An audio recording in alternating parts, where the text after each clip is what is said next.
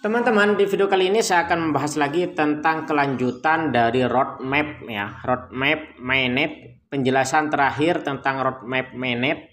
So buat teman-teman yang ingin tahu dan penasaran, yaitu tentang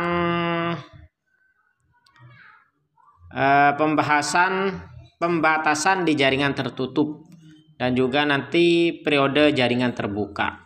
Oke, ada jaringan tertutup dan jaringan terbuka. Itu yang akan saya bahas di video kali ini. So, buat teman-teman yang ingin tahu seperti apa, silahkan simak video ini hingga selesai.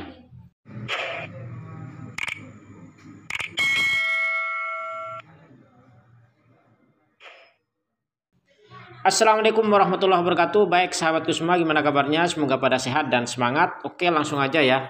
Ini adalah rentetan dari penjelasan roadmap mainnet yang terakhir, yaitu pembahasan tentang pembatasan di jaringan tertutup.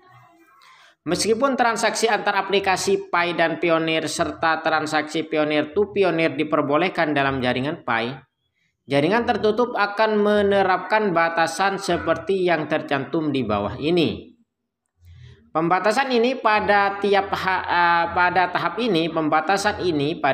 ini membantu menegakkan sifat jaringan yang tertutup, yaitu tidak akan ada konektivitas antara Pi dan blockchain lain atau pertukaran kripto.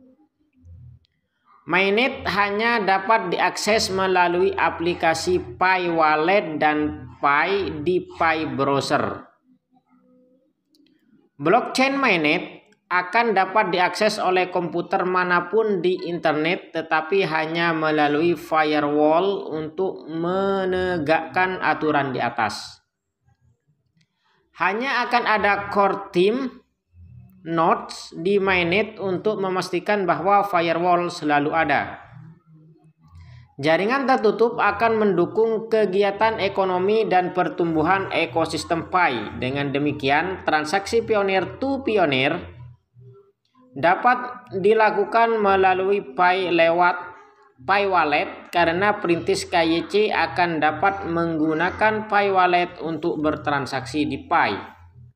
Perintis juga dapat menggunakan aplikasi Pi in Pi di Pi Browser yang dapat mengakses mainnet melalui Pi Apps SDK dan Pi Blockchain API. Selama periode jaringan tertutup, aplikasi di Pi Browser hanya dapat menggunakan API atau API blockchain Pi yang diizinkan oleh firewall untuk berinteraksi dengan mainnet. Pengguna transaksi Pioneer to Pioneer, Pioneer to App, dan App to Pioneer berikut akan diizinkan. Pertukaran Pi untuk barang dan jasa melalui aplikasi Pi. Transfer Pi antar perintis untuk barang dan jasa. Penggunaan berikut akan dilarang.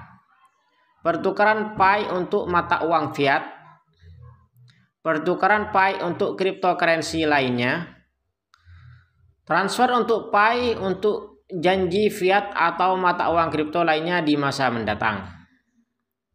Kami akan menerapkan batasan di atas dengan menambahkan firewall ke mainnet dan dengan menjalankan node mainnet secara eksklusif untuk periode interim ini. Node komunitas akan terus berjalan di testnet dalam periode jaringan tertutup. Kami akan terus mengimplementasikan antarmuka dan perubahan lain pada node sebagai persiapan untuk periode jaringan terbuka di node komunitas.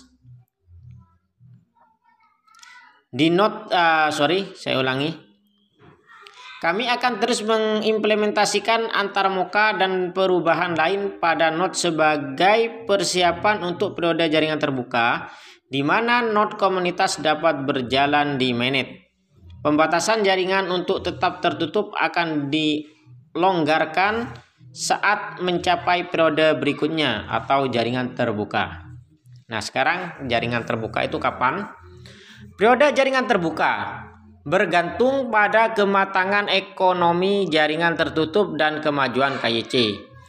Periode ini dapat dimulai pada hari Pi. Hari Pi itu adalah 14 Maret 2022. Atau hari Pi kedua, yaitu 28 Juni 2022.